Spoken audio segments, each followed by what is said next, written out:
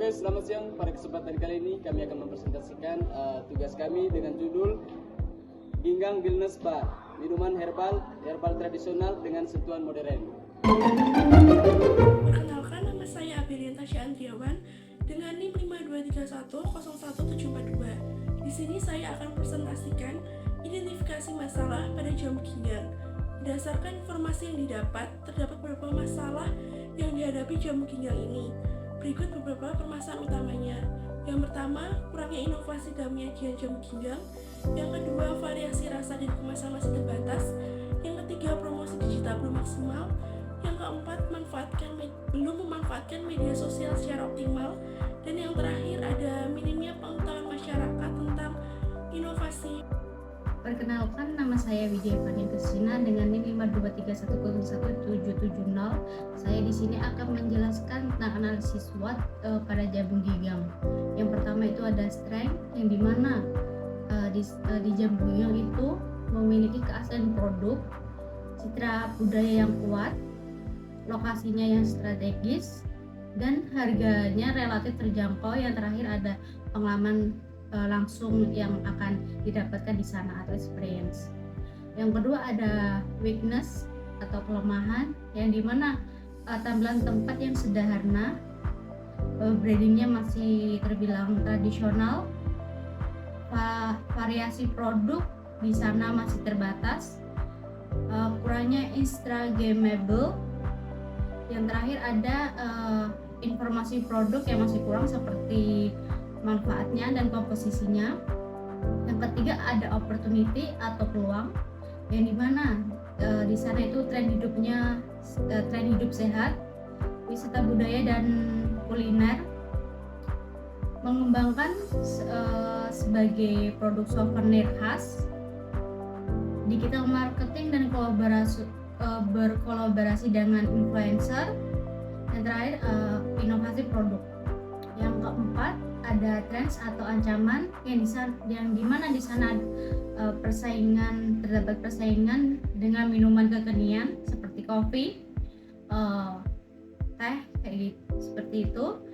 Terus ada perubahan selera pada generasi muda. Terus kompetitor jamu dengan konsep yang lebih modern dan estetik. Ada juga fluktuasi bahan baku alam. Yang terakhir ada resiko dianggap kuno jika tidak adanya inovasi lebih lanjut. Perkenalkan, nama saya Sandy Gilga Setiawan dengan NIM 5231011765. Di sini saya akan mempresentasikan minuman tradisional atau jamu, itu jamu gigang yang ada di Yogyakarta. Ini saya akan menjelaskan tentang target pasar. Yang pertama yaitu wisatawan domestik dan wisatawan mancanegara. Target pasar dari jamu gigang ini enggak cuma dari wisata domestik, tapi juga dari wisatawan mancanegara yang datang ke Yogyakarta. Yang kedua yaitu Gen Z dan Gen milenial. Di era sekarang itu minuman-minuman tradisional sangat marak dikembangkan.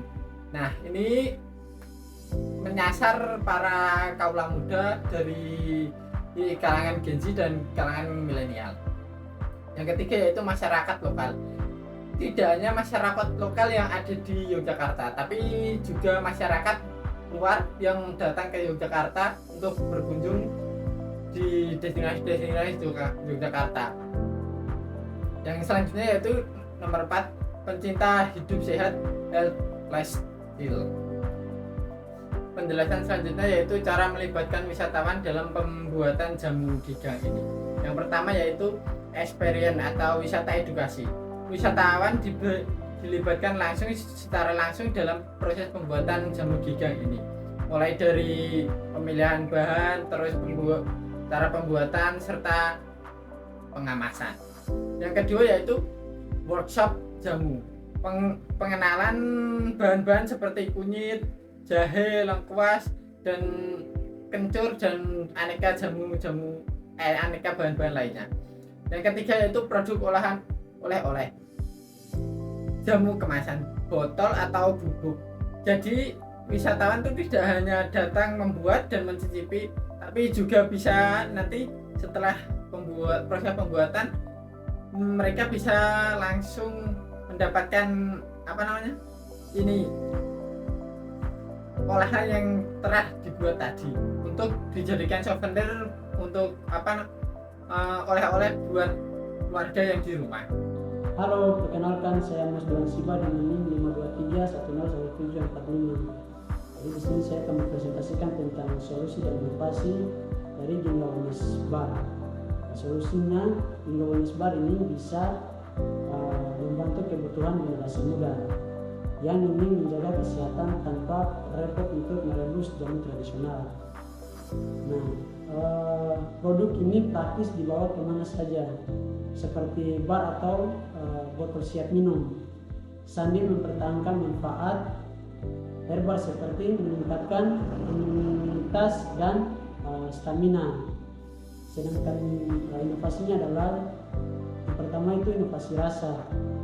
Jadi mulai dari beras kencur lait, produk beras kencur dengan oatmeal atau susu almond untuk tekstur creamy dan ditambahkan dengan bobo perak agar mirip minuman yang sekarang ini.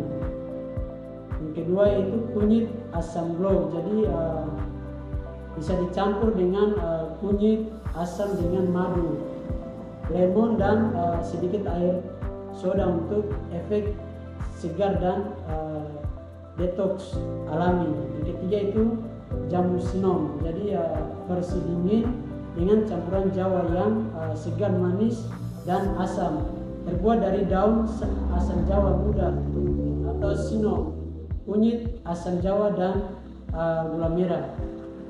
Untuk kemasan dan teknologi, jadi gunakan teknologi seperti snail dose untuk menyerap nutrisi optimal, mirip inovasi herbal lain, dan kemasan ramah lingkungan berbentuk bar atau pack yang stylish. Tambahkan kode QRIS untuk mendukung manfaat herbal, mendukung edukasi konsumen. Yang terakhir yaitu strategi pemasaran. Jadi untuk strategi pemasaran ini luncurkan edisi terbatas minuman seperti yaitu buah musiman untuk bahas di media sosial, kolaborasi dengan influencer Yogyakarta untuk menyasar lokal sambil mendukung dukungan petani herbal Indonesia. Harga terjangkau 15-25 per unit agar kompetitif. Selanjutnya ada integrasi teknologi. Dalam menghadapi perkembangan era digital saat ini, Jamu Ginjal dapat memanfaatkan teknologi untuk meningkatkan pemasaran, pelayanan, dan pengalaman wisatawan. Yang pertama, menggunakan platform media sosial seperti Instagram, website, TikTok, dan lain sebagainya. Yang kedua, kerjasama dengan GoFood atau GrabFood dan juga Shopee Food. Dan yang terakhir ada sistem pembayaran digital seperti kris atau debit. Selanjutnya saya akan menjelaskan tentang sosial dan sustainable impact. Yang pertama itu ada social impact, yang dimana di situ mencakup beberapa, yaitu diantaranya satu, memperdayakan masyarakat lokal melalui lapangan kerja.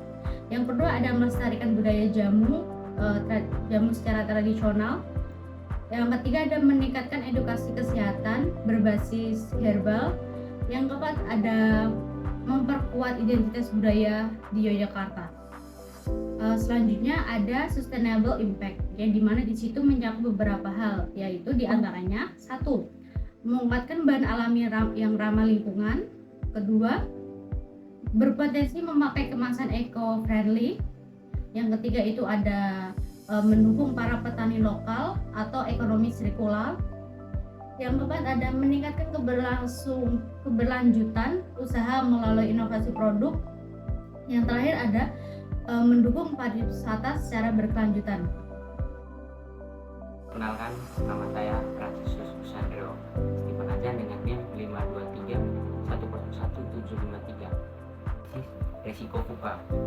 Jadi jamu ginjal itu menghadapi dinamika VUCA yang memunculkan berbagai resiko, sehingga diperlukan strategi mitigasi awal untuk mengantisipasi dampaknya.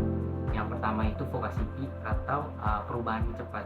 Jadi tantangannya itu inovasinya itu menu berkala, dan solusinya itu melakukan inovasi produk secara berkala seperti variasi rasa dan kemasan.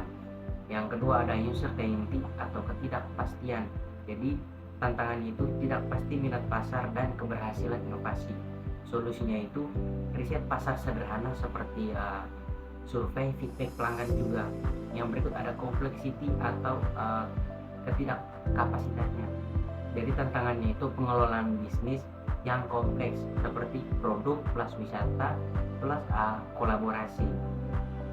Jadi solusinya itu dari pembagian tugas kerja yang jelas.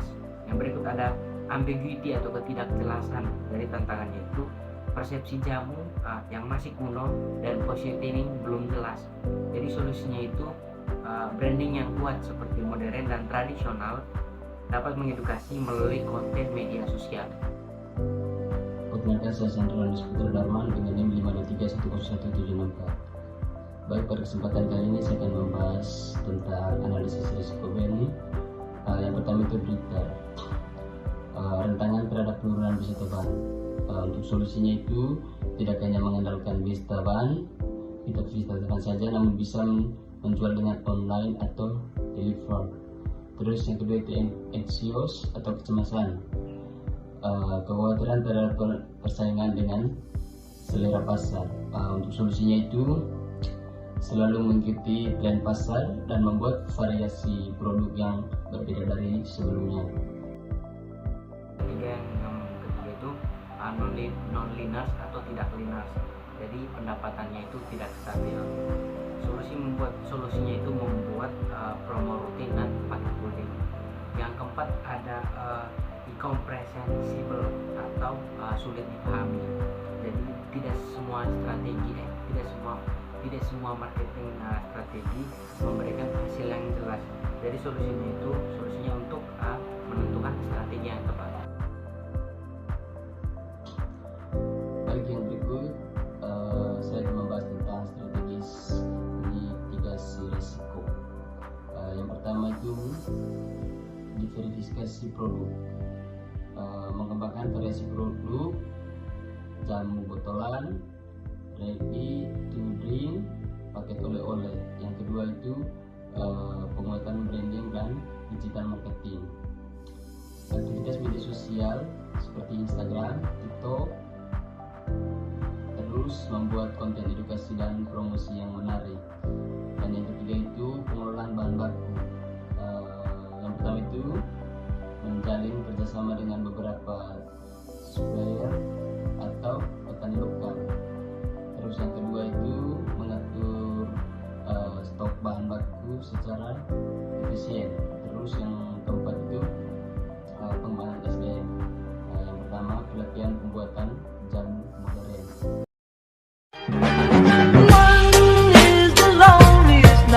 That you'll ever do. Two can be as bad as one. It's the loneliest number since the number one. One is the loneliest number that you'll ever do.